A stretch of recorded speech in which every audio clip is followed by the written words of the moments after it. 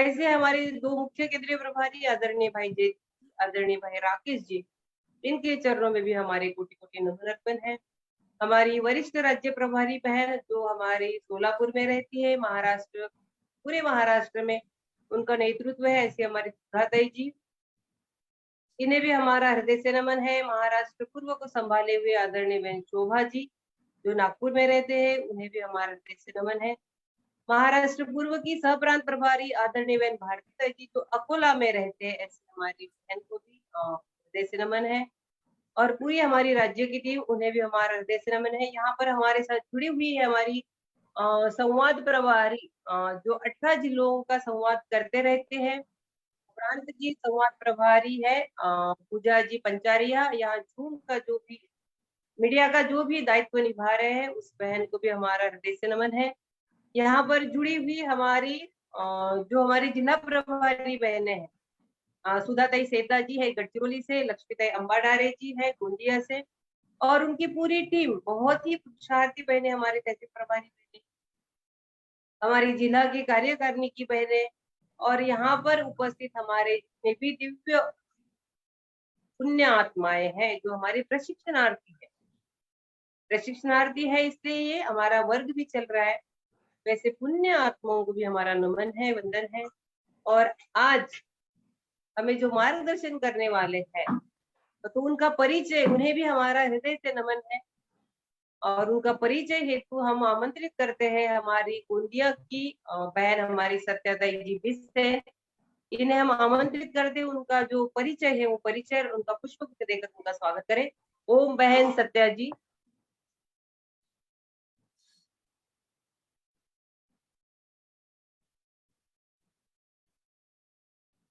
Mute है, वो mute है, अनम्यूट करे दीदी, आप अनम्यूट करें। सत्या जी, ओम सत्याताई दिख रही हो? जी जी। सभी को ओम गुरुवे नमः। सारी गुरु सत्ता को नमन। मैं सत्या बिसेन, मैं आदरणीय डॉक्टर साहब का परिचय कर रही हूँ संक्षिप्त में। आदरणीय डॉक्टर रामकृष्ण जी ठाकुर पनवेल, इन्होंने नेचुरोपैथी, योगाचार्य, आचार्य रेकी, प्राणी खेलर, वो सेवक है। एमकॉम डिप्लोमा नेचुरोपैथी में किए हैं। BSSC advance diploma yoga and naturopathy में। CCB diabetic, 3G acu science, ऐसी इनके डिप्लोमा डिग्रियां बहुत सारी है, उन्हें मेरा नमन है। उसके बाद ऑर्थर ऑफ 14 बुक्स यानी 14 पुस्तकों के लेखक है। डायरेक्टर ऑफ दादा साहेब टिचकुले योग वर्ग है, उनके वो डायरेक्टर है। ऐसे महान अनुभवी व्यक्ति हमारे मुख्य मार्गदर्शक है आज के। उनका मैं सत्या बिसेन महिला पतंजलि गोंदिया की ओर से पुष्पगुच्छ देकर स्वागत करती हूँ। मेरा पुष्पगुच्छ आप स्वीकार करें डॉक्टर साहब, आदरणीय डॉक्टर साहब। ओम ओम हरिओम।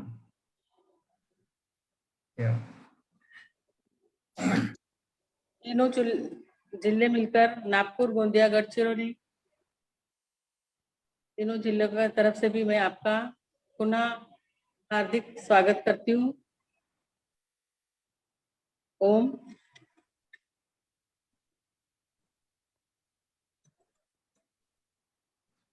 इसके बाद आपको ये मंच सौंपती हूँ, आगे का मंच आपको आमंत्रित। ओम।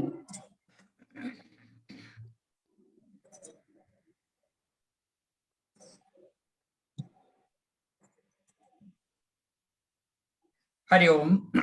हरिओम। हरिओम। मैं रामकृष्ण ठाकुर। आज मुझे इस वर्ग में आपने निमंत्रित किया है, इसलिए हमारे गीता दीदी तथा सब हमारे वरिष्ठ लोगों का मैं पहले ही आभार प्रदर्शन करता हूँ। मैं धन्यवाद देता हूँ सबको। आज का हमारा विषय हमें तो बहुत अच्छा लगता है कि आप योग वर्ग में आए। योग वर्ग में आए यानी क्या है कि आप रोग से मुक्त हो गए। हमारा दैनंदिन योग वर्ग चालू होता रहता है। आज 215 दिन हो गए, 1 साल से अधिक हुआ है, कंटिन्यूस हमारा रहता है। हमारा एक ही थीम है कि हम स्वस्थ हैं, हम निरोगी हो सकते हैं।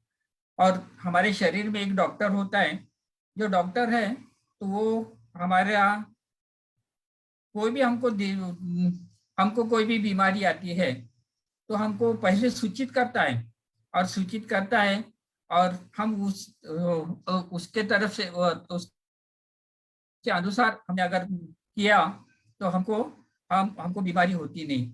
मेरा खुद का अनुभव है, मैं 70 साल का हूँ। मुझे 45 साल से मुझे कभी भी बीमार बुखार तक नहीं आया। ये सब चीजें हैं, तो ये सब चीजें अवश्य होती है अगर हम निसर्ग के साथ में हम जुड़ते होंगे तो। हमें पता है, एक हमारी रिस्ट वॉच है या हमारी वॉल की वॉच है। ये वॉच है तो ये हमारा समय दिखाती है। हमें अगर कोई ट्रेन पकड़ना होगी 10:15 में, तो जो हमारी रेगुलर वॉच है तो उस वॉच के अनुसार हम अगर चलते रहे तो हमको वो ट्रेन 10:15 में जो निकलने वाली है तो उसके पूर्व हम पहुंच गए तो हमको वो ट्रेन हमको मिल सकती है। हम ट्रेन में चढ़ सकते हैं और हमारे डेस्टिनेशन पर हम पहुंच सकते हैं। इतनी सिंपल बात हम सब लोगों को पता है, पर बॉडी इस वॉच को नहीं मानती है। बॉडी के लिए अलग वॉच है। आज उस वॉच को जैविक घड़ी या बायोलॉजिकल क्लॉक कहते हैं। देखिए, हमारा कोई भी कॉइन होता है तो कॉइन को 2 बाजू रहती है, एक साइड और उसके अपोजिट साइड में। एक साइड का कॉइन रहता है तो उसको योग, और दूसरा है तो उसको कहते हैं आयुर्वेद। ये कॉइन के दोनों बाजू है और हम भारतीय लोगों को ये कॉइन के एक सिक्के के दोनों बाजू है। तो ये हमको भारतीय परंपरा ने भारतीय लोगों को हमको विरासत में दी है। दोनों चीजें हमको दी है और हमने इसका पालन किया है तो हम सीधे सीधे हम 100 साल तक जी सकते हैं। अभी इसमें क्या दिक्कत क्या है, हम नेचर के अगेंस्ट रहते हैं। नेचर के अगेंस्ट रहते हैं और नेचर के अगेंस्ट रहते हैं तो अगर नेचर के अगेंस्ट रहना हमने छोड़ दिया तो ये सब होता है। उसके बाद में हमारी बॉडी की क्लॉक होती है। तो ये बॉडी की क्लॉक है तो उसको बायोलॉजिकल घड़ी कहते हैं उसको। और ये बायोलॉजिकल घड़ी है तो इसको 2017 में अमेरिका के 3 साइंटिस्ट, जो उनका नाम है Jeffrey C Halls, Michael Rosbash, Michael W Young, ये तीनों ने 2017 में उन्होंने ये जैविक घड़ी या इसको बॉडी क्लॉक कहते हैं, बायोलॉजिकल क्लॉक कहते हैं, सीराकार्डियन रिदम भी कहते हैं, जर्मन लैंग्वेज में इसका नाम है। इसको अंतर्गत घड़ी भी कहते हैं। तो ये इसके अलग अलग इसके नाम है, और ये नाम है तो ये इनका अलग अलग हमारा बॉडी का फंक्शन होता है। और बॉडी का फंक्शन होता है इसका, इसके साथ में हमने मेल जोल किया तो हमको कोई बीमारी नहीं होती। कोई भी बीमारी हो चुकी है तो वो हम बीमारी से हट सकते हैं, आसानी से हट सकते हैं। सिर्फ ये नेचुरल क्लॉक हमने फॉलो करना चाहिए। भविष्य में हमको कोई भी बीमारी नहीं भी होगी, ये भी कर सकते हैं। योग और आयुर्वेद का सिद्धांत दो ही है कि आप वो बीमारी से मुक्त हो सकते हैं, आपको जो बीमारी है उससे आप रिलीफ पा सकते हैं, और फ्यूचर में कोई भी बीमारी नहीं हो सकती है।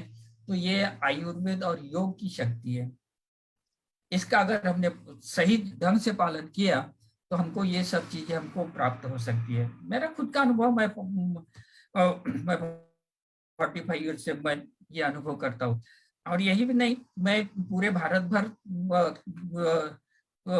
हर माह के मैं 15 दिन में बाहर रहता हूँ सभी एरिया में। अभी ये जैविक घड़ी क्या है? तो ये जैविक घड़ी क्या है, तो हमको ये इसके दो पार्ट है। तो जैसे है सेंट्रल बॉडी,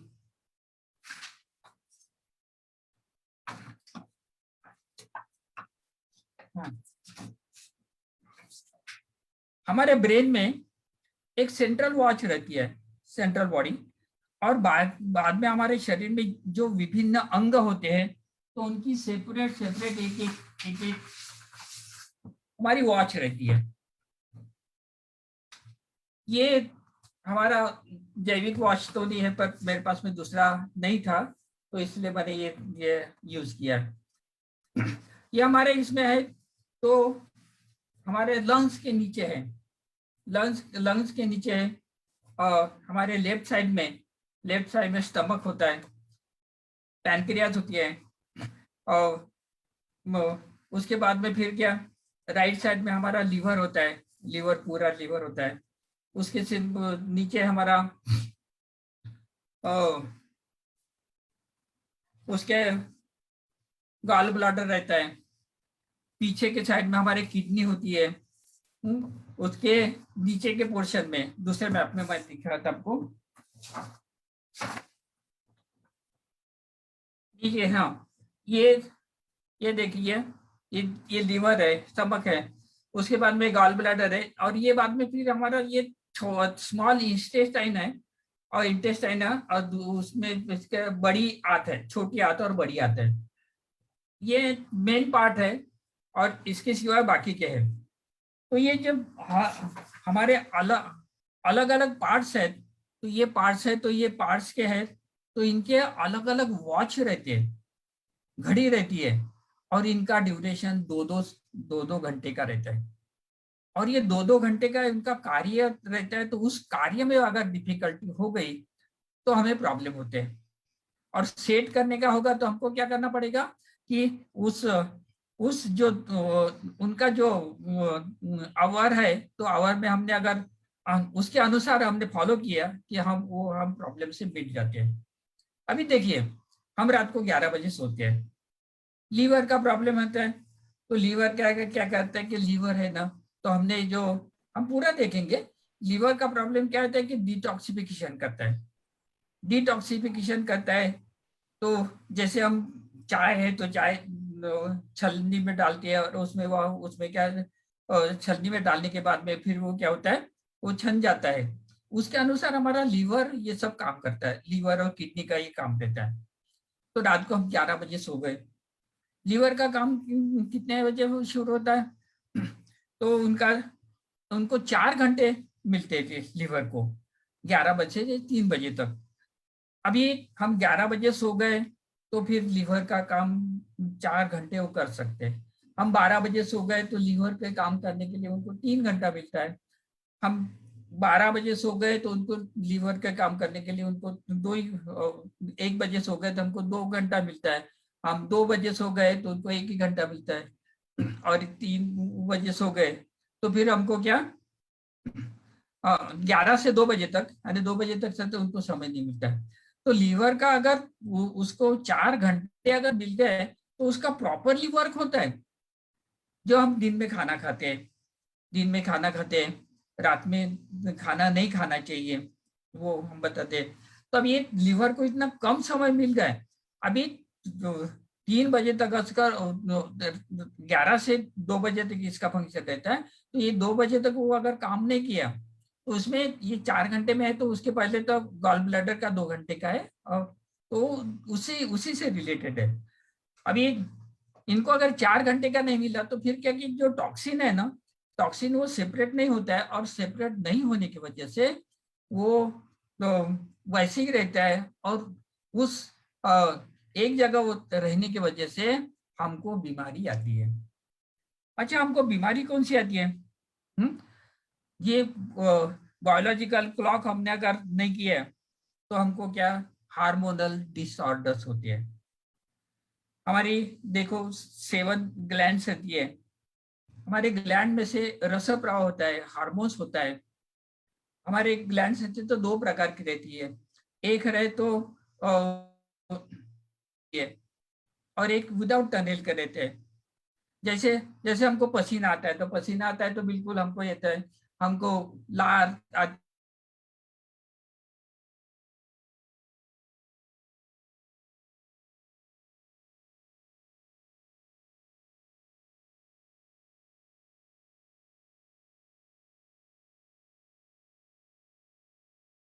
हार्मोन्स निकलते हैं, इसके वजह से हमारा सब दिन भर पूरा कार्य होता है। अभी ये हार्मोन्स अलग अलग हार्मोन्स रहते हैं, तो अलग अलग हार्मोन्स के अलग अलग कार्य रहते हैं। अभी जैसे हम पूरा खाना खाते हैं, तो अभी चपाती का ये टुकड़ा लिया हमने, तो सब्जी लिया, उसके साथ में हमने दाल लिया, चावल लिया, हमने खा लिया। ये बड़े बड़े टुकड़े हैं। ये टुकड़े होने के बाद में क्या कि वो उसको छोटे छोटे टुकड़े करने के लिए पहले हमारा दांत का उपयोग होता है, बाद में फिर सलाइवा मिक्स होती है। तो ये इसमें छोटे छोटे पार्ट हो जाते हैं। ये छोटे छोटे टुकड़े करने के लिए हमारे बॉडी में तो कोई नहीं है, पर वो क्या रहता है कि हार्मोन्स के द्वारा इसका डाइजेशन होता है, ये डाइजेशन होता है। और ये डाइजेशन ऐसी प्रक्रिया होती है। तो ये प्रक्रिया तो बहुत लंबी है, हमारा वो आज का सब्जेक्ट भी नहीं है। तो ये होने के बाद में जो टुकड़े टुकड़े होते हैं, तो ये हार्मोन्स की वजह से उस पर प्रक्रिया होती है, एक्शंस होते हैं, और उनको हमको रिजल्ट मिलता है। अभी ये अगर लीवर का काम हमने 4 घंटे उनको करने नहीं दिया, यानी हम 11 बजे नहीं सोए, तो वो डिसऑर्डर होता है। उसके वजह से हार्मोनल चेंजेस होते हैं, बाद में उसमें पेरियोडिकल बेटा मेटाबॉलिज्म होता है, ये ब्रेकिंग कंसंट्रेशन घट जाता है, कॉन्स्टिपेशन बढ़ जाता है। अब ये कचरा जमा हुआ है तो फिर क्या होता है कि वो बाहर नहीं निकल सकता, तो कॉन्स्टिपेशन हो जाता है। डाइजेशन ठीक नहीं होता है, स्लीप की एक्टिविटी नहीं होने की वजह से क्या होता है, दूसरे दिन हमको आलस आता है, दिन भर के हम कोई भी काम नहीं कर सकते। टाइप 2 डायबिटीज होता है, हमारी उम्र कम हो जाती है, लंबी जीवनी निकल जाती है, कैंसर होता है। 3 तो मेन है। तो एक हार्ट का प्रॉब्लम है, हार्ट के डिफरेंट प्रॉब्लम है, जैसा बीपी का है, हाइपरटेंशन है, हार्ट अटैक के प्रॉब्लम्स है, दूसरा कैंसर से रिलेटेड प्रॉब्लम है, ये होते हैं। उसके बाद में थर्ड पार्ट है तो हमारा थायराइड का पार्ट रहता है। थायराइड और पैराथायराइड दोनों फॉर्म हमारे माता भाई बहनों में दिया उनको महसूस होता है, जल्दी महसूस होता है। तो ये प्रॉब्लम होते हैं। मेमोरी लॉस होती है, हमारी मेमोरी लॉस होती है, ये एनर्जी हमारी रेगुलेट नहीं होती। तो ये अगर बायोलॉजिकल क्लॉक हमने अगर नहीं पाली तो हमको क्या होगा, इतने सारे प्रॉब्लम होते हैं। और ये रीसेट कर दिया कि हाँ, ये हम प्रॉब्लम से मुक्त होते हैं। अभी देखिए रात को 1 बजे से 3 बजे तक, 3 बजे से 5 बजे तक हमारा लंग्स रहता है, तो लंग्स रहता है एक्टिव रहता है। तो उस वक्त तो जिस वक्त जब ये पार्ट एक्टिव रहते हैं तो उस वक्त टेम्परेचर बढ़ जाता है और उस वक्त ब्लड सर्कुलेशन फोर्स से होता है, और फोर्स से होता है तो उसके वजह से क्या कि वो जो पार्ट है उनका पीरियड रहता है तो वो पार्ट रहता है तो वो एक्टिवेट होता है और हमारा वो सही तरह से काम करते हैं। जैसा 3 से 5 बजे तक लंग्स एक्टिव रहता है, तो 3 से 5 बजे तक आप ब्रीदिंग के वगैरह कोई भी काम किए तो वहां से स्टार्ट होता है। उसके बाद अस्थमा का प्रॉब्लम हो गया, निकल जाता है। 5 से 7 बजे तक, नेक्स्ट 5 से 7 बजे तक है तो हमारा छोटी आंत का काम वो एक्टिव होती है। तो देखो हम सुबह 5 या 6-7 बजे तक गए और सिर्फ शौच को गए तो हमारी शौच का कोई प्रॉब्लम नहीं होता ही नहीं है। अगर 7 बजे के बाद में अगर किया तो फिर क्या होता है कि उसके बाद में फिर स्टमक एक्टिवेट होता है, तो उस वक्त है तो वो जब हमारे स्टूल में का है तो वो लिक्विड निकल जाता है और हमारा स्टूल गाढ़ा हो जाता है और हमारा कॉन्स्टिपेशन का प्रॉब्लम शुरू हो जाता है। 7 से 8-9 बजे तक स्टमक का हमारा प्रॉब्लम आता है, तो उस समय रहता है तो उस समय हम ब्रेकफास्ट वगैरह करते हैं। तो ये है तो हम आयुर्वेद के हिसाब से अब वात पित्त कफ की भी घड़ी रहती है, उसका भी मैं इसे बाद में आपको बताऊंगा। हाँ, तो पहले अपनी बायोलॉजिकल क्लॉक देखेंगे। स्टमक का रहता है तो उस समय हमने कोई भी कुछ भी ब्रेकफास्ट किया तो वो ब्रेकफास्ट इजीली डाइजेस्ट हो जाता है उस समय।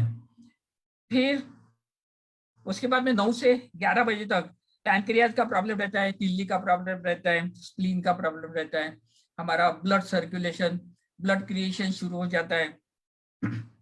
और उस समय ब्लड सर्कुलेशन शुरू हो जाता है।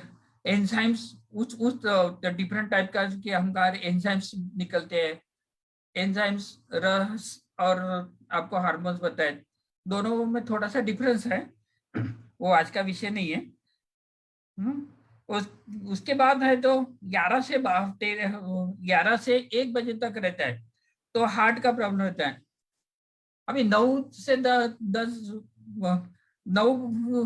11 बजे तक है तो हमारा पैनक्रियाज का ये काम रहता है। उस वक्त हम इतने एनर्जेटिक रहते हैं, तो इसलिए 10 बजे का हमारे ऑफिस रखते हैं, 10 बजे का ऑफिस रहते थे तो हम ज्यादा से ज्यादा काम कर सकते हैं, इसीलिए हमारा वो 10 बजे का समय रखा उन्होंने, 9 से 11। बाद में फिर 11 से 1 बजे तक है तो हमारा हार्ट एक्टिव रहता है, तो उस वक्त हमने कोई भी हार्ट के काम किए तो हमको उसका बेनिफिट मिलता है। देखिए क्रोमो एग्जामिन कैसे फंक्शन है। तो जैसे हमको मेडिसिन लेना होगा, कोई भी हमको मेडिसिन लेना होगा ना, तो जिस ये पार्ट हमारे एक्टिव रहते हैं तो उस एक्टिव पार्ट के समय में हमने मेडिसिन अगर ले लिया तो उसका एक्टिवनेस का हमको उसका अधिक से अधिक फायदा होता है। तो मेडिसिन भी दिया जाता है तो इसी समय में देते रहते हैं। उसके बाद 9 से 11 से 1 बजे तक हार्ट का होता है। फिर 1 से उस वक्त हमारा लंच लेते हैं हम, लंच लेने के बाद में 1 से 3 बजे तक का रहता है तो उसका डाइजेशन का प्रोसेस शुरू हो जाता है। स्मॉल इंटेस्टाइन हमारा क्या कि हम यहाँ से खाने के बाद में 25 सेंटीमीटर की हमारी पाचन नली रहती है, और ये पाचन नली रहने के बाद में फिर वो स्टमक में आता है। स्टमक में आने के बाद में वहाँ पे हमारे HCl और बाकी के हार्मोन्स वहाँ पे मिक्स होते हैं, और उसके बाद में फिर हमारा वो लीवर के तरफ जाता है। लीवर के तरफ जाना है, डिओडूम में रहता है, तो उसमें से हाँ पित्ताशय से रस प्रवाहित होते हैं। बाद में फिर वो छोटी आंत में चले जाते हैं, और छोटी आंत में जाने के बाद में इसका वहां पे हमारे 7 रस निकलते हैं, रस, रक्त, वीर्य, इस तरह से हमको निकलते हैं। उसके बाद में फिर वो बड़े आंत में चले जाता है। तो ये अभी छोटे आंतों का समय रहता है 1 से 3 बजे तक का। उसके बाद जो डाइजेशन की प्रक्रिया है अभी पूरी शुरू हो जाती है, उनको 3 से 4 घंटा, या जैसे जैसे आप अन्न खाते हैं तो उसके अनुसार आपको समय लगता है। आप नॉनवेज अगर खाते हो तो आपको 72 आवर्स लगेगा। आप फल वगैरह खाते होगे तो आपको 30 मिनट्स में, या कच्चा आहार वगैरह खाते होगे तो 30 मिनट्स से आपका डाइजेशन शुरू हो जाएगा। हम रेगुलर सादा खाना खाते हैं तो उनको 4 या 6 घंटे हमको डाइजेशन को लगता है। तो ये 1 से 3 बजे तक स्मॉल इंटेस्टाइन यानी छोटी आंत का काम शुरू हो जाता है। उसके बाद 3 से 5 बजे तक रहता है, तो ये डिटॉक्सिफिकेशन शुरू हो जाता है यूरिनरी ब्लैडर का। तो उस समय आपको अधिक से अधिक यूरिन वगैरह पास होती है उस वक्त। उसके बाद वो 7 बजे से 5 बजे से 7 बजे तक शाम का समय रहता है, ये किडनी का समय रहता है। किडनी हमारे पीछे दोनों बाजू को किडनी रहती है, और किडनी का हमारा काम शुरू हो जाता है। ये किडनी भी हमारी डिटॉक्सिकेशन का ही काम करते हैं। लंग्स, लीवर और किडनी, ये 2 मोस्ट इंपॉर्टेंट फंक्शंस है, ऑर्गन्स है, और ये ऑर्गन के द्वारा हमारा डिटॉक्सिकेशन का मैक्सिमम काम होता है। लीवर का क्या रहता है कि वो कोई भी एटम आए तो वो सब लीवर, जैसे हमारे घर में स्टोर हाउस रहता है, वो हम कोई भी नई या पुरानी चीज है तो हम स्टोर हाउस में डाल देते हैं। तो वैसा लीवर रहता था तो कोई भी चीज आ गई कि वो खुद में स्टोर कर लेता है। तो ये बाद में किडनी का स्टोरिंग हो जाता है। इस वक्त मोस्टली मैक्सिमम इस वक्त हम 5 से 7 बजे तक 5 से 7 बजे तक ये हमारा रात को अगर खाना ही होगा तो आप इसी समय में खाना खाइए। वैसे तो 6 बजे के पहले खाना चाहिए। या बॉडी क्लॉक जो हमारी बायोलॉजिकल क्लॉक है, तो ये प्रकाश और अंधेरा और प्रकाश इस पे निर्भर रहती है। जैसे हमारी सूरज आता है तो दिन भर सूरज रहता है और रात को अंधेरा हो जाता है। तो अंधेरा होने के बाद में जो पशु पक्षी है तो कोई भी प्रकार का काम नहीं करते, वो सिर्फ आराम का काम करते हैं। और पशु पक्षी भी एकदम स्वस्थ होते हैं, उनको कभी भी कोई भी बीमारी नहीं होती है। उनको बीमारी हो गई तो भी वो अन्न ग्रहण नहीं करते, उस दिन उपवास करते और वो वहां से निकल पूरे तंदुरुस्त हो जाते। पर मनुष्य प्राणी ऐसा है कि उसको बीमार हुआ तो हमारी माताएं वगैरह बताती कि बस नहीं वो कमजोर हो गया, उसको खिलाओ। तो ये हम गलत करते हैं। तो बाद में फिर 9 बजे से 11 बजे तक, रात को 9 बजे से 11 बजे तक, तो ये समय हमारा हम सोने के पहले, कभी भी हम सोने का होगा तो हमको 2 घंटे पहले हमारा खाना होना चाहिए। वैसा तो नियम है कि 6 बजे के पहले, सूरज डूबने के पहले ही हमारा पूरा खाना होना चाहिए। हमने वो अगर पालन किया तो हम पूरे स्वस्थ हो जाते। मैं खुद उसका पालन करता हूँ, मैं एक ही समय में खाना खाता हूँ तो मुझे कोई तकलीफ नहीं होती है। फिर भी 7 बजे तक भी आपने खाना खाया और उस 2 घंटे के बाद में आप सो गए तो आपको क्या हो जाएगा कि आप ये घड़ी का पालन कर रहे, ऐसा हो सकता है। उसके बाद में 11 से 3 बजे 11 से 2 बजे तक आपको समय बताया। तो लीवर का ही छोटा पार्ट है हमारा गॉल ब्लैडर है। तो पहले 11 से 1 बजे तक गॉल ब्लैडर का काम शुरू हो जाता है। गॉल ब्लैडर से जो हमारे सीक्रेट होते हैं, हार्मोन सीक्रेट होते हैं, उसके वजह से हमारा पाचन होता है। और उसके बाद में लीवर का प्रॉब्लम सॉल्व होता है, लीवर का कार्य शुरू होता है। तो लीवर का कार्य 11 बजे से 3 बजे तक रहता है। अभी क्या होता है कि हमारी नाइट ड्यूटी रहती है। कभी कभी क्या कि विद्यार्थी लोग हैं तो रात में पढ़ाई करते हैं, तो उनको ये परेशानी से भी झेलना पड़ता है। मैं पहले बताया आपको कि यहाँ पे सेंट्रल वॉच रहती है हमारे निगरान में। कोई भी प्रकाश आता है तो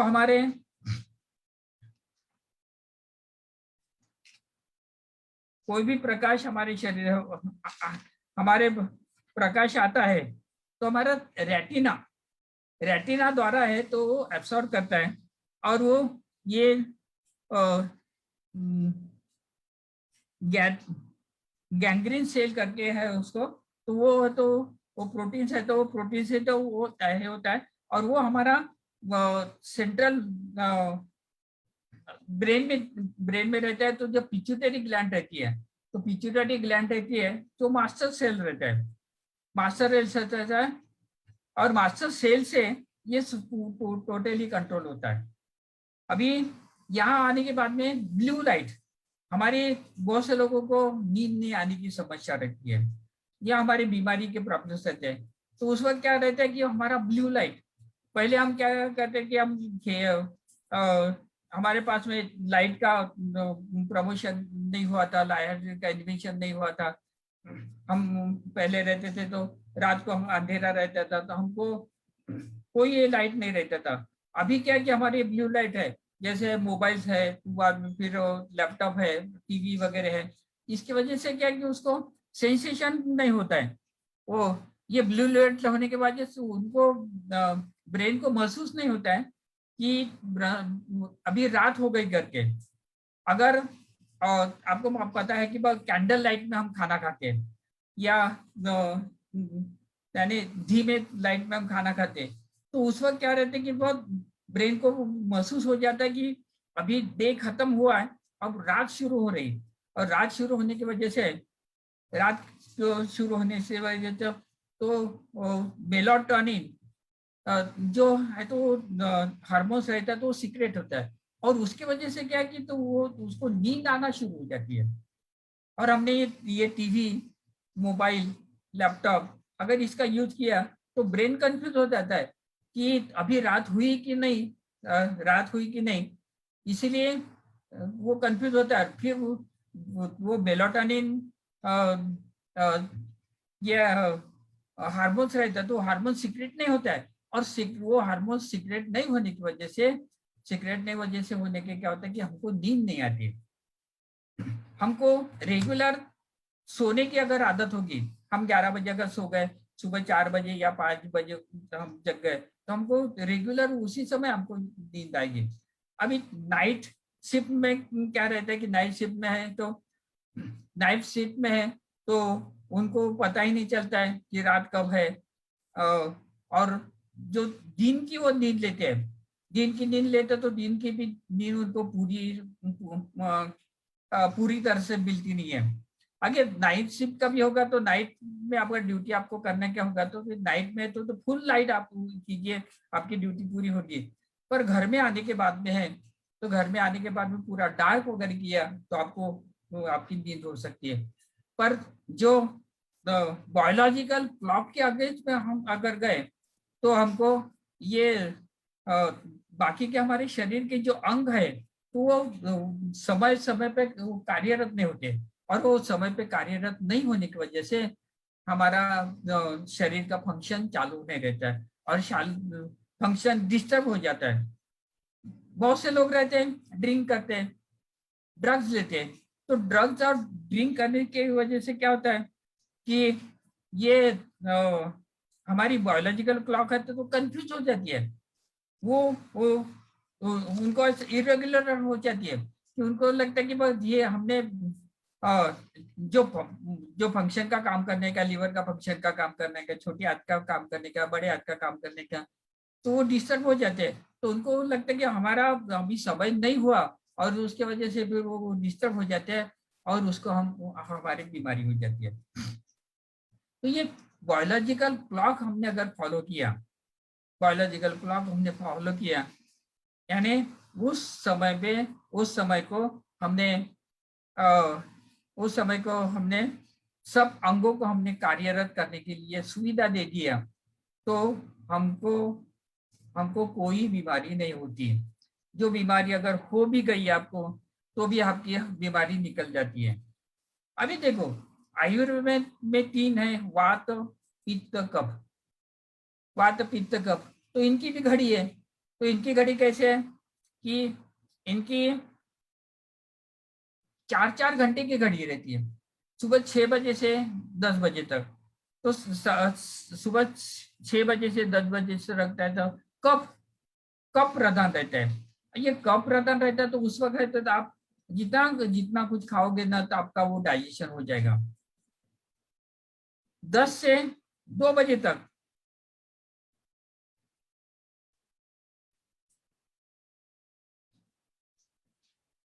दो बजे तक 4 घंटे का ये पित्त का समय रहता है। तो ये पित्त का समय है तो उसका हमारा जो हम जो लंच वगैरह लेते हैं तो उसका वगैरह क्या होता है कि हमारा डाइजेशन की प्रकृति पूरी कंप्लीट होती है। अभी ये डाइजेशन की प्रक्रिया की पूरी तरह से अगर पूरी हो गई तो फिर आपको क्या होता है कि जो 2 बजे से रात को 6 बजे तक जो वात का समय रहता है, वात का समय रहता है, तो हमको वात का समय हम अच्छी से पालन कर सकते हैं। बहुत से लोगों का है तो ये पित्त के समय हम खाना नहीं खाते, प्रॉपरली खाना नहीं खाते वगैरह, तो फिर क्या उनको एसिडिटी और गैसेस वगैरह शुरू हो जाती है। अभी इसके अपोजिट में है तो ये इनका ब्लड सर्कुलेशन और टेम्परेचर रहता है तो ये हाई डिग्री रहता है, इसलिए ये फंक्शन करते हैं। पर इसके अपोजिट में अगर ये किया तो इसके बाद में क्या होता है कि रात को 6 बजे के बाद में 6 से 10 बजे तक कफ प्रवृत्ति शुरू होती है। पर इसका इफेक्ट रिवर्स इफेक्ट होता है। जितनी सुबह के इसमें ये एक्टिव रहती है तो उसके 12 घंटे के बाद में पूरा ये उसके न्यूट्रल हो जाता है। तो उस वक्त ये करेगी तो उनका वो फंक्शन नहीं करती है। तो आप 6 बजे से रात को 10 बजे तक कफ का भी प्रकृति होने के बाद में आप जो कुछ भी आहार वगैरह लेते हो गए तो पूरा उसका डाइजेशन नहीं होता है। उसके बाद में है तो 10 बजे से रात को 2 बजे तक ना 10 बजे के 2 बजे तक रात को, तो ये पित्त का समय है। तो उस वक्त आप अगर करोगे, आप खाना वगैरह खाओगे तो आपका उसका डाइजेशन नहीं होगा। उसके अपोज में जैसा 2 बजे से 6 बजे तक रात को, सुबह 2 बजे से 6 बजे तक वो हमारा वात का है, वात की प्रकृति थे। ये आयुर्वेद के अनुसार अगर हमने देखे तो हाँ, तो ये अगर हमने पालन किया तो हमको इसका लाभ मिल सकता है। तो ये बायोलॉजिकल क्लॉक है। तो अभी देखिए हम एक्सरसाइज करते हैं तो एक्सरसाइज हमने वो एक 5-10 मिनट भी फास्ट एक्सरसाइज किया नहीं, हम ज्यादा एक्सरसाइज, तो ये क्या हो जाती है कि हमारी क्लॉक वगैरह रूटीन में चलती आती है। और रूटीन में चलने की वजह से हमारी बायोलॉजिकल क्लॉक उसकी हेल्प भी होती है। और हेल्प होने की वजह से क्या है कि हमको कोई उसको दिक्कत नहीं होती है। सुबह हम उठते हैं, अब सुबह उठते हैं ना तो हमने तो पहले आपको बताया था कि मेलाटोनिन है ना, तो इससे क्या कि हमको नींद आती है। और नींद वगैरह आती है तो आपको बताया कि अब ये ब्लू लाइट से अलग हो जाओ, आप डार्क लाइट से आप अलग हो जाओ। और होने के बाद में क्या मेलाटोनिन शुरू हो गया कि आपको क्या होता है कि बस नींद आना शुरू हो जाती है। आपके प्रॉपरली नींद आ गई, नींद हो गई फंक्शन, नींद का फंक्शन हो गया है तो आपको मोर देन 60% है तो आप बीमारी से मुक्त हो जाते हैं। अगर नींद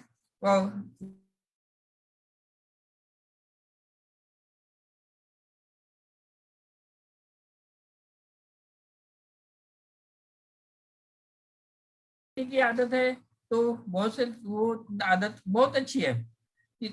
वो आदत है तो आप 10 मिनट से तक आप ये कर सकते हैं। और नैप लेने की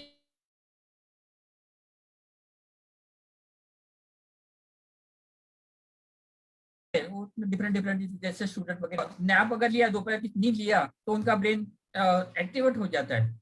पर कम से कम दोपहर को 10 या 30 मिनट भी आप अगर नैप लेके हुए तो आप पूरे दिन भर एनर्जेटिक होते हैं। चाइना और बाकी के कुछ देशों में है तो जो ऑफिसर्स रहते हैं तो ऑफिसर्स होने के बाद में उनको दोपहर को है ना तो दोपहर को समय देते हैं, नींद लेने के लिए समय देते हैं तो पूरे एनर्जेटिक होकर वो काम कर सकते हैं।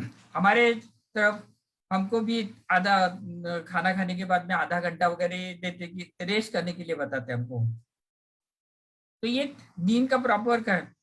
हाँ, नींद में से हम उठने के बाद में हमने सुबह कार्टिजोन करके हार्मोन्स निकलता है। अब ये कार्टिजोन जब मेलाटोनिन हार्मोन्स अगर आपका हो, आपकी नींद वगैरह होगी तो सुबह आपको कार्टिजोन निकलता है। तो वो कब होता है कि जब आपको ब्रेन को लाइट दिखाई देने लगता है, सूर्य प्रकाश वगैरह दिखाई देता है तो उस वक्त ये कार्टिजोन की निर्मित होती है। ये कार्टिजोन यानी येलो लाइट, सूरज का लाइट है। हम बाहर अगर जाते होंगे तो हमको कार्टिजोन का बेनिफिट मिलता है। येलो अगर लाइट से ये येलो लाइट में अगर आप सुबह उठते बराबर आप येलो लाइट अगर देखा, जो सूरज का लाइट दिखता है, सुबह की सूर्योदय का लाइट दिखता है, वो अगर आपने लिखा तो आपको दिन भर प्रफुल्लित रहता, आप एकदम आप हंसते खिलते रह सकते हैं आप। वो अगर लाइट अगर आपने देखा तो इसीलिए तो हम घूमने के लिए जाने के लिए हमारी प्रथा है। सुबह हम एक्सरसाइज करते हैं, हाँ सुबह एक्सरसाइज करते हैं और शाम को एक्सरसाइज करते हैं। तो इसकी दोनों अलग अलग प्रकार है। सुबह हम एक्सरसाइज करते हैं तो ऑक्सीजन का प्रमाण 21% रहता है, शाम को एक्सरसाइज करते हैं तो हम 4% रहता है। सुबह एक्सरसाइज करते हैं तो हमको एनर्जेटिक होते हैं। हम शाम को अगर ये करते हैं तो शाम के बाद में हमको अधिक से अधिक रिलैक्सेशन होना चाहिए, अधिक से अधिक हमको आराम होना चाहिए। और आराम वगैरह हुआ तो फिर हम क्या रात को हमको अच्छी नींद आ सकती है। इसीलिए रात को एक्सरसाइज करना नहीं चाहिए। पर अभी जिसे को अल्टरनेटिव नहीं है तो वो कुछ उसका उपयोग करते हैं। तो रात को अगर शाम को या रात को अगर एक्सरसाइज करते होंगे तो वो उनको रिलैक्सेशन पीरियड कब मिलता है, उनकी एक्सरसाइज रिलैक्सेशन नहीं होने की वजह से उनकी नींद भी बाद में आती है। अभी ये अगर मेंटेन हमको करने का है, सपोज मैं बहुत से लोगों को, यंग लोगों को लगता है कि हम रात को 2 बजे सोते हैं, तो रात को 2 बजे सोते हैं तो उनको 11 बजे एकदम वो उसको अगर बताया हमने कि बाद 10 बजे आप सो जाओ तो 10 बजे सो जाए तो ये पॉसिबिलिटी नहीं हो गया। वो कॉट पे इधर लेटे इधर के लेफ्ट से राइट से लेफ्ट करवटें बदलते रहेंगे।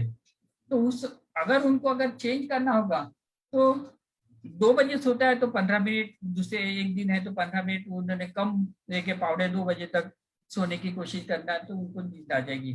दूसरे दिन है तो 1:30 बजे, बाद में फिर ऐसा 15-15 मिनट अगर हमने कर लिया तो उनका उसमें चेंजेस आ सकता है। तो ये हमारी बायोलॉजिकल क्लॉक है। तो ये बायोलॉजिकल क्लॉक हमने अगर मेंटेन कर दिया तो हम पूरे बीमारी से मुक्त हो सकते हैं और आपको कुछ करने की जरूरत नहीं है। आपको कुछ करने की जरूरत नहीं, इतना अगर आपने फॉलो किया तो भी आपका इससे प्रॉब्लम सॉल्व होता है। हम बीमार क्यों पड़ते हैं? तो इसका रीजन एक है कि बायोलॉजिकल क्लॉक हम फॉलो नहीं करते। दूसरा क्वेश्चन है, आगे की बीमारी कैसे टाले? ये बायोलॉजिकल क्लॉक हमने रीसेट कर दिया। अभी रीसेट किया तो मैंने अभी बताया कि वो दो बजे का वो सोता है, तो 2 बजे अगर सोता होगा तो उसमें 15 मिनट कम करना चाहिए। हम एक्सरसाइज वगैरह करते होंगे तो भी हमारा फंक्शनिंग अच्छा चल सकता है। रीसेट करने के ये मार्ग हैं। उसके बाद आज की बीमारी कैसे ठीक करें? ये हमारा बायोलॉजिकल क्लॉक हमने ठीक कर दिया कि हमारी आज की बीमारी भी ठीक हो जाएगी और भविष्य में आने वाली भी बीमारी से हम मुक्त हो सकते हैं। तो जो 2017 में नोबेल पारितोषिक मिला और पूरे जगत का इसके तरफ ध्यान गया, ये हमारी बायोलॉजिकल क्लॉक है। ये बायोलॉजिकल क्लॉक पे ध्यान गया और हम उसका पालन करके हम वहां से मुक्त हो सकते हैं। हमारी भारतीय परंपरा तो बायोलॉजिकल क्लॉक इसका नोबेल प्राइज विनर का इस विनर के रिजल्ट के पहले ही हम कई सालों से यही हम फॉलो करते हैं। इसीलिए फार्मर्स लोग हैं, बाकी के मजदूर लोग हैं, तो ये सब फॉलो करते हैं। दिन भर सुबह पूरा पेट खाना खाते हैं, रात को अंधेरे में सो जाते हैं। हम शहरी जो सिटी के लोग रहते तो रात को अधिक से अधिक हम ये इलेक्ट्रॉनिक मीडिया के साथ में हम रहते हैं और ये बायोलॉजिकल क्लॉक हमारी डिस्टर्ब हो जाती है और हम बीमार होते हैं। तो हमारे बॉडी में जो डॉक्टर है, ये बॉडी को उसमें से एक पार्ट ये एक बायोलॉजिकल क्लॉक है। तो ये ऐसे अनेक पार्ट है कि वो हमको हर वक्त वो बताते रहते हैं कि हम कैसे ठीक हो सकते हैं। हमको कोई भी बीमारी आती है तो हमको पहले इंट्यूशन मिलती है। बुखार भी आता है, आधे घंटा 1 घंटा 2 घंटा पहले हमको पता चलता है। हमको डायबिटीज होता होगा तो आपको 2-3 महीने पहले से पता चलता है। हार्ट की बीमारी होगी तो कम से कम 4 या 6 महीने तक के पहले आपको महसूस होता है कि हमको ये होने वाला है। तो ये हम शरीर की तरफ ध्यान नहीं देते। ये अगर शरीर की भाषा हम सीख गए तो हमको जो जैसे हम रोड से जाते हैं तो रोड से जाने के बाद में स्पीड ब्रेकर रहते हैं, तो स्पीड ब्रेकर ये हमको दर्शाता है कि आगे कैसा रास्ता है, आपको क्या क्या ख्याल करना है। तो ये कि आपका स्पीड कम करो, नहीं तो आपको कुछ एक्सीडेंट वगैरह झेलना पड़ेगा। तो इसी तरह से है, तो ये हमको हमारी बॉडी है, हमारे बॉडी का डॉक्टर है, तो हमको हर वक्त बताते रहता है कि आगे क्या होने वाला है, तो उसकी तरफ आप ध्यान दो, नहीं तो आपको बीमारी वगैरह हो सकती है। तो ये हमारी जैविक घड़ी, ये बायोलॉजिकल क्लॉक आप फॉलो करो। विद्यार्थी, मैं तो ये भी कहता हूँ विद्यार्थी लोगों को है तो उनको स्टडी करना है, तो उनका स्टडी नहीं होता है तो रात को 2-2, 3-3 बजे तक करते हैं। मैं तो उनको सजेशन करूंगा रात को 8 बजे सो जाओ और आप 3 बजे उठो। 3 बजे उठने के बाद में आप ये करोगे तो आप फ्रेश माइंड के साथ में सब काम कर सकते हो। नाइट की शिफ्ट लोगों की मजबूरी रहती है, कुछ लोगों को एडिशन काम करना पड़ता है, तो आप इस तरह से कर सकते हैं। तो या आपका ये सेट कर सकते हैं। ये विषय तो बहुत लंबा है। थोड़ी सी मैं इस विषय के बारे में आपको जानकारी दी है। मैं आपको विनती करता हूँ कि आपके कोई भी क्वेश्चन होंगे तो आप जरूर पूछिए। आपके क्वेश्चन के सवालों के जवाब देने का मैं कोशिश करूँगा। मुझे यहाँ पे चांस दिया है तो गीता दीदी का और सभी लोगों का मैं पुनश्च आभारी हूँ। हरिओम हरिओम हरिओम। आपके कोई क्वेश्चन होंगे तो आप जरूर पूछिए।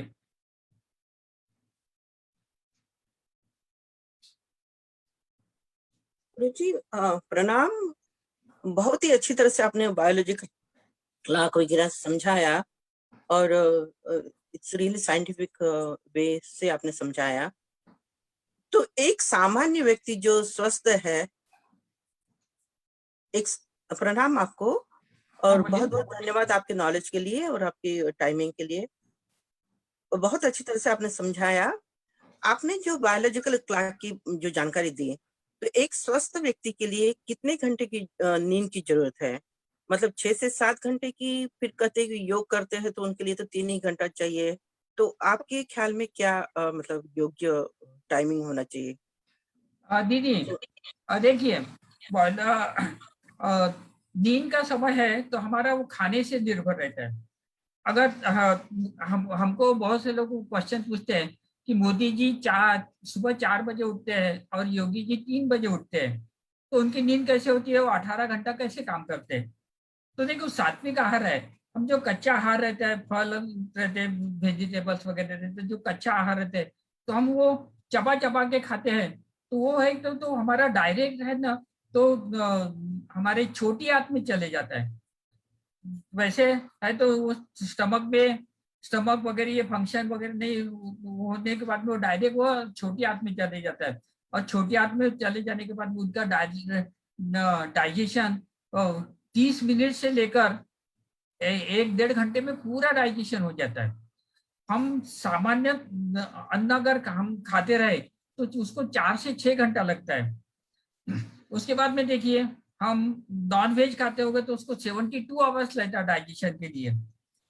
हाँ, हम पोटैटो खाते थे, देखिए, हम अगर पोटैटो हमने उबाल कर खाया, उसके बाद में भूंज कर खाया और तल के खाया, फ्राई करके खाया, तो एक ही पोटैटो है पर 3 प्रकार के हैं।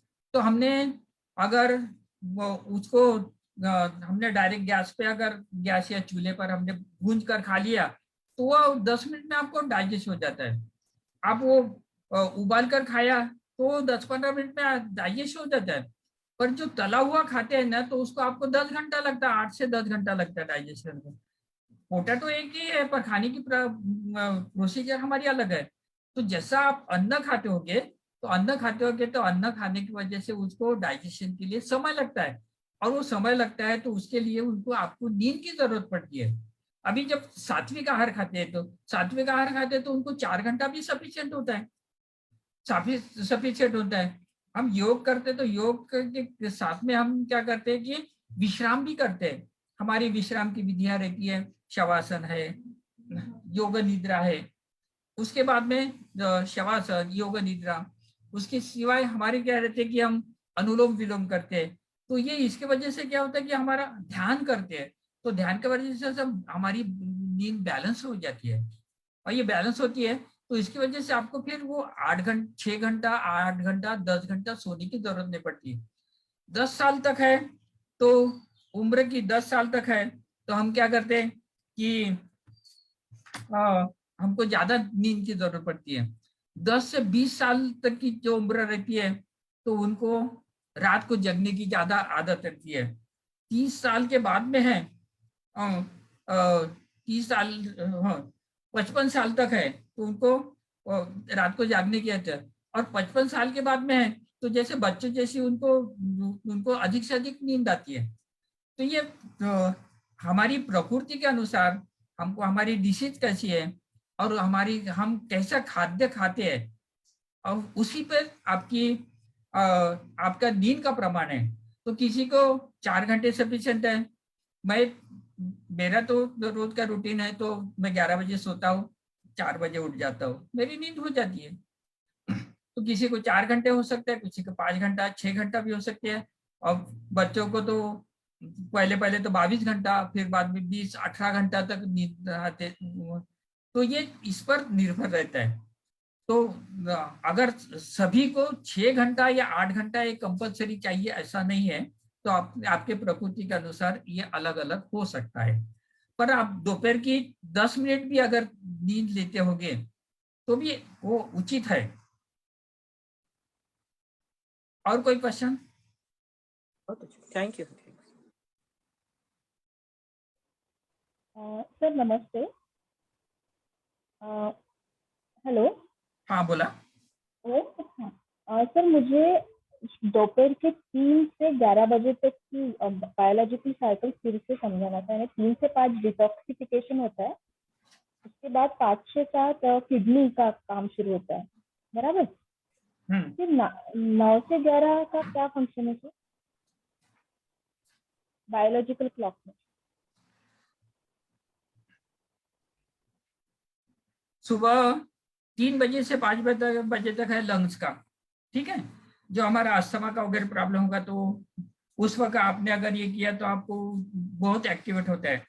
5 बजे से 7 बजे तक है हम, तो ये छोटी आंत का रहता है। तो छोटी आंत से अगर है तो ना हमारा छोटी आंत, ये सॉरी बड़ी आंत का ये रहता है। हम स्टूल को वगैरह जाते हैं तो उस वक्त है ना, तो हम स्टूल को वगैरह गए तो इजीली पास हो जाता है, क्योंकि वो बहुत एक्टिव रहता है, ब्लड सर्कुलेशन अधिक हो जाता है। वो उसके बाद में 7 से 9 बजे तक है स्टमक रहता है आपका। फिर क्वेश्चन है तो 9 से 11 बजे तक है, तो ये पैनक्रियास है। बाद में स्प्लीन है। तो ये क्या करते हैं कि हमारे ब्लड क्रिएशन का काम वगैरह करते हैं। 11 बजे से 1 बजे तक है हार्ट का काम है, या उसके बाद में 1 बजे से 3 बजे सर तक दोपहर में छोटी आंत का। रात को 9 से 11 बजे तक, रात को 9 और दोपहर में 3 से 5, दोपहर में 5 से 7। हाँ, रात को 9 से 11 बजे तक है। तो ये पेरिकार्डियन का है। तो पेरिकार्डियन यानी जैसा हमारा हार्ट रहता है ना, तो हार्ट के ऊपर जो हमारा कवर रहता है, ये कवर रहता है तो उसको एक्टिवेट करते रहते हैं। तो ये उसको कवर एक्टिवेट करते हैं तो दूसरा सर्कुलेशन का। तो ये 9 से 11 बजे तक का पीरियड रहता है रात में, इसके अपोज में। और उसके बाद में फिर 9 से 11 बजे तक, नहीं 9 से 11 बजे तक ट्रिपल वार्मर का है। जैसे हमारी नाड़ी वगैरह चलती है ना, नाड़ी वगैरह हमारी चलती है, तो ये नाड़ी का उस वक्त का समय रहता है। तो उस वक्त हम आराम से रेस्ट करते रहते हैं और उसके बाद में हम सोते रहते हैं। नींद आने की प्रोसीजर शुरू हो जाती है। एंडोक्राइन ग्लैंड्स, हार्मोन्स वगैरह उस वक्त एक्टिवेट रहती है। यही क्वेश्चन था ना आपका? धन्यवाद। हाँ धन्यवाद।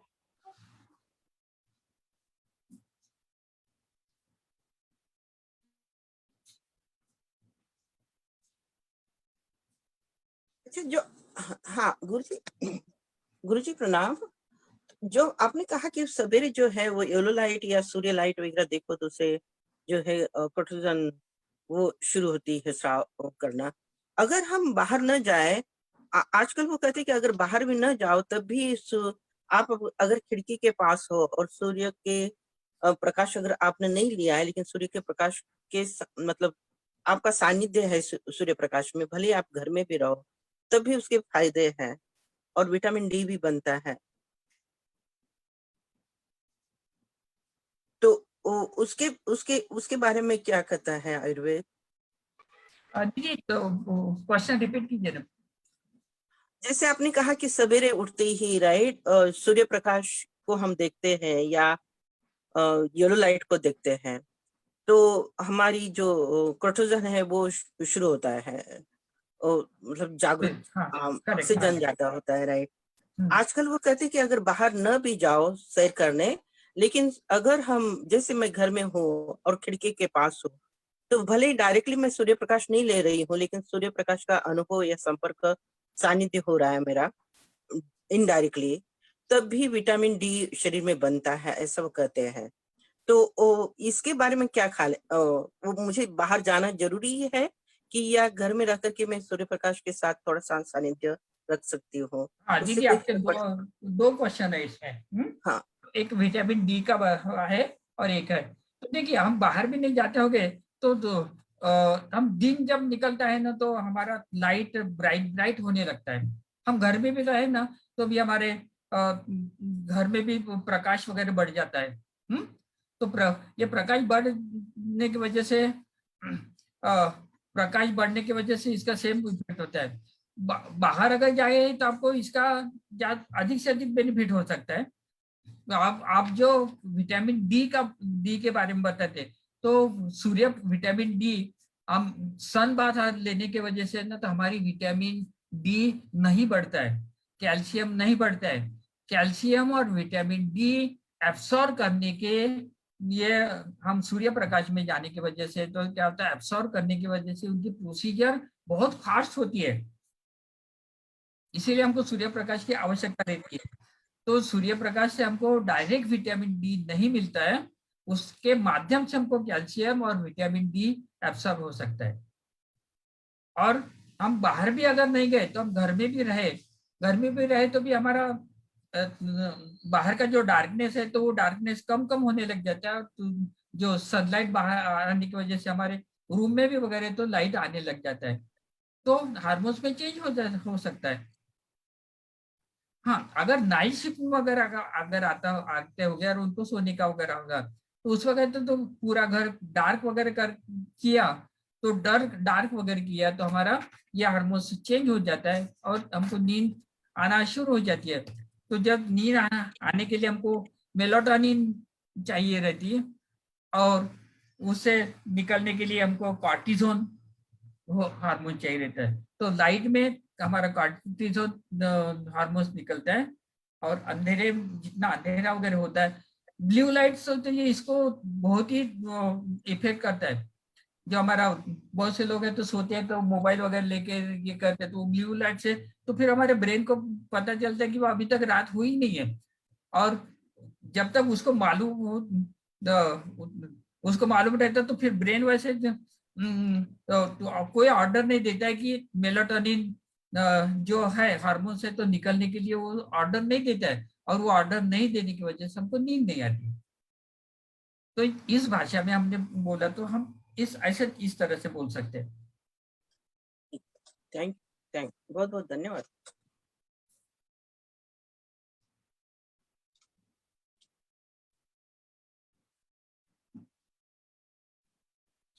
ओम जी, और किसी के कुछ प्रश्न है? किसी के और कुछ प्रश्न है तो पूछ लीजिए। हेलो, हाँ दीदी बोलिए। मेरा एक सवाल है। दीदी आपका नाम बताइए। जी, मेरा नाम प्राजल है। हाँ, तो मैं कहाँ से हो? गढ़चिरौली। ओके, हाँ चलो। हाँ, तो मेरा एक सवाल है। हाँ, मेरी बहन जो है वो जब पानी पीती है तो उसके आधे ही घंटे में उसको 5-6 बार यूरिनेशन जाना होता है। तो मतलब वो ऐसा क्यों होता है? क्योंकि नॉर्मली जब हम पानी पीते हैं तो हम आधे घंटे में सिर्फ 1 या 2 ही बार जाते हैं, वो 5-6 बार चली जाती है। तो मतलब ऐसा क्यों होता है? दीदी उनकी उम्र कितनी है? उनकी उम्र कितनी है? 23 साल है उनकी उम्र। 23 साल। 23। अच्छा, तो यूरिनेशन का आप रात के यूरिनेशन का बता रहे कि दिन में बता रहे हैं? वो रात और दिन ऐसा ही होता है उसके साथ। अच्छा, उनको और कोई कुछ प्रॉब्लम्स वगैरह हो सकता है तो उसकी वजह से भी यूरिनेशन का प्रॉब्लम हो सकता है। हाँ, उनका तो देखिए आपको आपको पानी भी अगर पीना होगा ना तो घुट पीजिए। जैसे क्या कहते हैं कि बड़ी बॉटल लेते और ऐसे ऊपर से आप लगाते थे, पूरे मुंह के पास में लगाते थे और डका डका डका डका पीते रहते हैं, तो उसके वजह से तो उसका कोई इफेक्ट नहीं होता है। आप अगर घूट कर अगर पीते होगे, जैसे आपको हॉट वाटर पीना होगा तो आप कैसे पियोगे? एकदम नहीं पियोगे, आप घुट पीते होगे। या आप कभी ड्रंकर लोगों को देखा होगा तो ग्लास रहता है, वो ग्लास है तो आधा है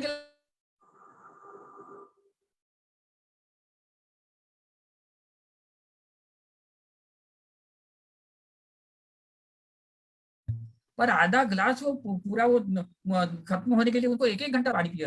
वो कोई भी पक्षी वगैरह है, कोई भी एनिमल्स है तो वो जीभ से पानी पीते हैं। हम एनिमल का अनुकरण नहीं करते, हम कोई भी है तो डगा डगा पानी पीते। आप अगर सिप कर अगर पानी पीते होगे तो आपको पानी की जरूरत कम पड़ेगी और अन्य कोई बीमारी नहीं होगी, तो आपका ये यूरिनेशन का भी प्रॉब्लम को बहुत से निकल जाएगा। है तो बहुत से तो बेड वेटिंग वगैरह करते हैं, तो बेड वेटिंग करते हैं तो उसके लिए भी है तो सिप वाटर अगर किया आपने। हाँ, अभी देखो खाना खाने के समय में है तो खाना खाते वक्त पानी नहीं पीना चाहिए, पर उसके भी कोई उसके अपोज में कुछ रूल्स है, जैसे एक्सेप्शंस है। जो किसी का पित्त का शरीर है, तो पित्त का शरीर है तो फिर उन्होंने बीच में पानी वगैरह थोड़ा थोड़ा गुड़ पानी पिया तो चलेगा। कोई सॉलिड हमारा फूड खाते हैं, जैसे ब्रेड वगैरह खाया, इडली वगैरह खाया, अब कोई ऐसे आइटम का है तो हमारा घसा सूख जाता है, तो उस वक्त सूख जाता है तो आप थोड़ा थोड़ा 1-2 घूंट वगैरह पानी, कोई प्रॉब्लम नहीं है। वैसे खाने में आप खाना खाए तक आपने बिल्कुल पानी नहीं पीना चाहिए, पर एक्सेप्शन है तो ये आप इसका फॉलो कर सकते हैं। दीदी को आप बताइए कि आप पानी पीने का ढंग थोड़ा सा चेंज कीजिए। पानी पीने के नियम 110 नियम हम बताते हैं, कम से कम ये भी नियम अगर आपने फॉलो किया तो भी बहुत हो जाता है। आप उसका अनुकरण करके देखिए, आपको निश्चित आपको बेनिफिट मिलेगा। हाँ जी, परम गुरुवर्य सादर प्रणाम। मेरा एक प्रश्न ये था कि कहते हैं कि रात के समय फल नहीं लेना चाहिए, फलाहार नहीं करना चाहिए। आयुर्वेद शास्त्र कहता है कि रात में फलाहार नहीं करना चाहिए, तो ये कहाँ तक उचित है?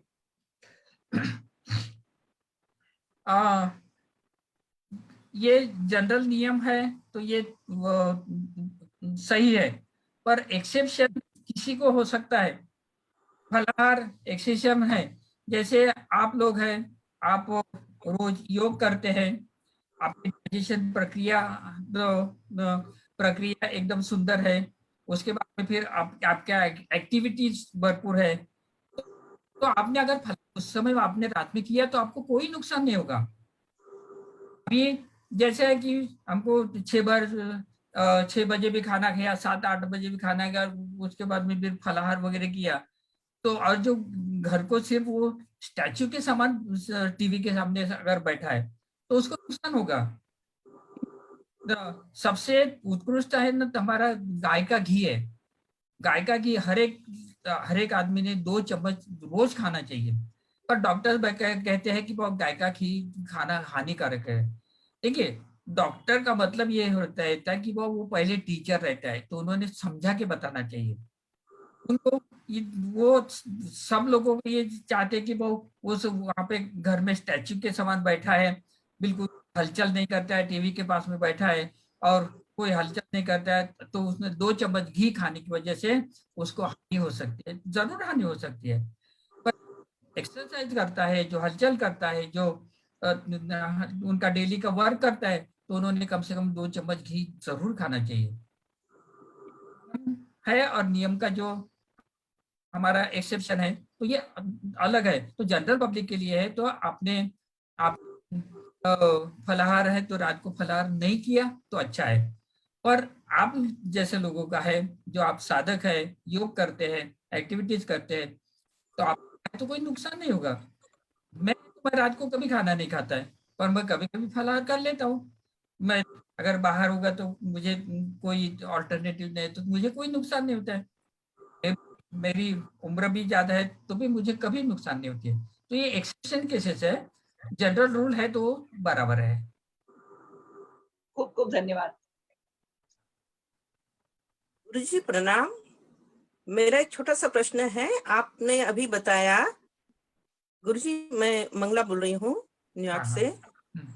आपने अभी बताया कि आपकी कोई क्लासेस भी चलती है एवरीडे, तो उसके बारे में कुछ बताइएगा प्लीज। दीदी, मुझे जैसा मैं 45 ईयर से मुझे बुखार तक नहीं आया। मैं 70 साल का हूँ। मैं एक समय खाना खाता हूँ, सुबह है मैं हरी पत्ती या फ्रूट्स वगैरह मेरा आहार रहता है, रात को मैं लिक्विड वगैरह लेता हूँ। तो ये सब चीजें रहती है, तो ये मुझे स्वस्थ और निरोगी बनाती है। इसका मैं आनंद लेता हूँ, और आनंद लेता हूँ तो मेरा एक ही इच्छा, दूसरा है कि हमारी भारतीय परंपरा है कि 60 आफ्टर 60 है तो आपके पास में जो है तो आपको सब लोगों को देना चाहिए। ये क्वेश्चन आया कि मैं स्वस्थ हूँ और मैं निरोगी हूँ और मैं ये जानता हूँ कि हमारे शरीर में जो डॉक्टर है वो हमारी सबका नियंत्रण करता है, ये चीजें मुझे मालूम है, तो ये चीजें मैं सबको बताना चाहता हूँ। इसलिए हमारे हमारे योग वर्ग का एक ही थीम है कि आप सब लोग स्वस्थ है और निरोगी है और वो कैसे रहना चाहिए, इसके हम विविध अंग रोज के वर्ग में हम बताते रहते। अभी आज 415वां दिन हो गया। रोज सुबह 6 बजे से 6:45 का रहता है, ऑनलाइन सबके लिए फ्री रहता है।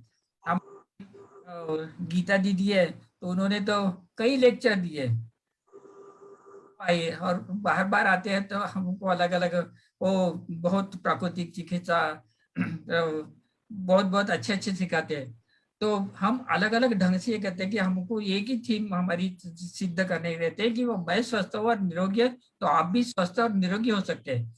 और दूसरा ये पॉइंट है कि हमारे शरीर में जो डॉक्टर है वो हमारा ये सब काम करता है, उसको हमने कैसे पहचाना, हमारा योग का थीम यही है। अलग अलग विषय से अलग अलग ऐसे 7 दिनों का सप्तरंग से हमारे क्लासेस होते हैं और कोई भी जुड़ सकता है। हमारी गीता दीदी है उनसे भी आप ये कांटेक्ट कर सकते हैं, कोई भी कर सकते हैं। कोई वेबसाइट है अच्छा, उनके वीडियो भी हमारे वीडियो भी रोज हम प्रकाशित करते हैं। तो किस वेबसाइट पे होगी ये जानकारी? हाँ तो दीदी दे देंगे ना, गीता अच्छा गीता दे देंगे आपको जल्दी। जी हम दे देंगे मंगला दी। ओके लिए थैंक्स, बहुत अच्छे। 500 लोग भी आए तो भी हमको चलेगा। एक अच्छा है, जितना नॉलेज बढ़ जाए उतना अच्छा है, उपयोगी हो सकता है हमारे लिए, लोगों के लिए। जी दादा, ये हमारी बहन न्यूयॉर्क से जुड़ी है, हमारे साथ निरंतर हमारे साथ योग की कक्षा में भी रहते हैं और इन्होंने हमारे लिए 6 महीने के लिए लिंक जो है फ्री में हम जो लिंक यूज करते, तो ये हमारे बहन जी ने 6 महीने के लिंक हमें दी है। तो इतनी और हर वक्त सुबह और शाम दोनों वक्त जुड़े रहते हैं और जब भी हम कोई भी कार्यक्रम लेते हैं तो ऐसा नहीं कि नहीं जुड़ना, कुछ काम है, ऐसा कुछ भी नहीं रहता, वो हमेशा जुड़े रहते हैं। और बहुत ही अच्छे उनकी जो जिज्ञासा रहती है वो अपनी जिज्ञासा को भी शांत कर देती है। और एक योग शिक्षक का यही ये ऐसा उसका नेचर होना चाहिए कि जो हम पढ़ते हैं, जो हम सीख रहे हैं या जो हमें मार्गदर्शन देते हैं तो वो क्या सिखा रहे हैं और हम कितना समझ रहे हैं, तो उसके अंदर उसकी उत्कंठा भी होनी चाहिए कि हाँ ये मेरी जिज्ञासा को शांत करना है, ये कैसे करना है। बहुत सारे लोग झिझकते हैं या साहस नहीं कर पाते या फिर माना जाए तो ऐसा बोलेंगे कि थोड़ी आत्मविश्वास की कमी रहती है ऐसा, या कभी झिझक भी रहती है कि मैं कुछ बोलूंगी तो गलत तो नहीं होगा, इस कारण कोई लोग नहीं बोल पाते। लेकिन ये सभी ने जितनी भी जो भी हमारे भीतर जो भी जिज्ञासा होती है उसको शांत करना ये योग शिक्षक का परम आद्य कर्तव्य होता है। और ये हमारी बहन सही में निरंतर पूछते रहते हैं और इनके माध्यम से बहुत सारे लोगों के जो मन में जो सवाल होते हैं उनकी भी पूर्ति होती रहती है। यहाँ पर हमारे साथ जुड़ी है हमारी सह प्रांत प्रभारी आदरणीय बहन भारती ताई जी। इन्हें भी अपने योग वर्ग में कक्षा देनी है। मैंने उनको बोला था कि योग वर्ग चलता है हमारा, तो उसमें भी आप, तो मैं हमारी जो सह प्रांत प्रभारी है अकोला में रहती है और भंडारा जिला के ही रहवासी है, तो मैं उन बहन को आमंत्रित करती हूँ। हमारी बहन सह प्रांत प्रभारी 18 जो जिले हमारे महाराष्ट्र पूर्व के उनका नेतृत्व करती है हमारी भारती ताई जी। हम उनका भी स्वागत करते हैं। ओम भारती ताई। दीदी एक मिनट, मंगला दीदी के बारे में। मंगला दीदी, आपकी माता पिता की जो पुण्याई है उसके वजह से आप योग में जुड़े और आपका जो गुरु का आशीर्वाद है इसकी वजह से आप ये सब काम करते हैं। तो आप गुरु की फिर से प्रार्थना कीजिए, आपका कल्याण होगा। आदित्य बोलिए। आप जैसे गुरुओं के आशीर्वाद तो है ही गुरुजी, और ये सब उनकी कृपा है। बिल्कुल बिल्कुल सही है, उसके सिवा हो नहीं सकता है। Thank you. प्रणाम गुरुजी। हाँ बोलिए।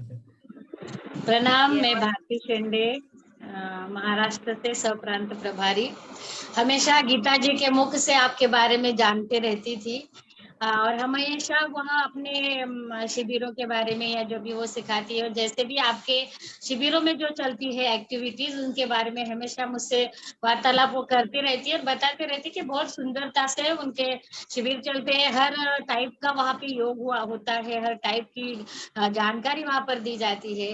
तो मुझे भी बहुत खुशी है कि हमारे गीता जी हिल में जो बहुत कर्मठ कार्य करता है महाराष्ट्र पूर्व की राज्य कार्यकारिणी सदस्य, जो बहुत ही ईमानदारी से अपने 3 जिलों का कार्य संभालते हुए अपने कार्यों को पूरी ईमानदारी से जीती है, और जो भी संकल्प वो लेती है वो बहुत उसको संपूर्ण वो करती है। और उसके साथ ही हमारे यहाँ पर जुड़ी हमारी पूजा जी, जिनका जिक्र यहाँ पे इस लिंक के द्वारा किया जाता है हमेशा, और संवाद प्रभारी के रूप में 18 जिलों का कार्य संभालती है। और हमारी मंगला जी से तो आप मिल ही चुके हैं। साथ में हमारी 2 कर्मठ बहनें बहुत ही यहाँ पर अति उत्साही और अति ज्ञानी है, जो जिला प्रभारी के रूप में कार्य कर रही है, आदरणीय लक्ष्मीताई और आदरणीय सुधा जी, जिनका वक्तृत्व और जिनका सूत्र संचलन बहुत खूबसूरत होता है। और उनके साथ जुड़ी हमारी सारी बहनें, जो ऐसा जरूर सिर्फ पद ये नाम से दिया गया है, लेकिन जो कार्य करती है सारी बहनें अपना कार्य करके संभालती है। और मैं तो क्या सह-प्रांत प्रभारी के रूप में कार्य करती हूँ, लेकिन इन बहनों की वजह से हमारे महाराष्ट्र का नाम ऊंचाइयों पर जाता है। और ऐसी बहनें हमारे जो संगठन की है, वो आप जैसे संगठन में जुड़ के हमारे योग को सारे सब तरफ फैला रही है। और षटकर्म का तो क्या कहना, आदरणीय गीता जी बहुत सुंदरता से लेती है। आपके बारे में जाना था, लेकिन अभी कुछ देर पहले मैं जुड़ी हूँ, तो जो आपका ज्ञान के बारे में मैंने सुना, बहुत ही सुंदर और सखोल अभ्यास आपका है। लगता है मुझे भी आपकी कक्षा ज्वाइन करके बहुत कुछ सीखने को मिलेगा, तो मैं जरूर सीखने की कोशिश करूंगी। और बहुत अच्छे से सभी बहनों के प्रश्नों का उत्तर भी आपने दिया, बहुत ही सुंदरता से मंगला जी के 3 प्रश्नों का उत्तर भी आपने बहुत सुंदरता से दिया, और जो डिटेल नॉलेज है आपको बहुत सुंदर है सर। मैं उसमें मेरे शब्द कम पड़ रहे कि मैं आपके बारे में कुछ कहूँ। बस हम सेवा है, सेवा सन्यासी के रूप में कार्य कर रहे हैं योग का, तो आपका आशीर्वाद हम पर हमेशा बना रहे, और जब भी बुलाया जाता है तो आप कृपा करके आए, तो हमारे जो प्रशिक्षणार्थी है उनको भी बहुत ज्यादा लाभ मिलेगा। बस इन्हीं 2 शब्दों के साथ मैं अपने शब्दों को विराम देती हूँ। धन्यवाद आदरणीय गुरु जी।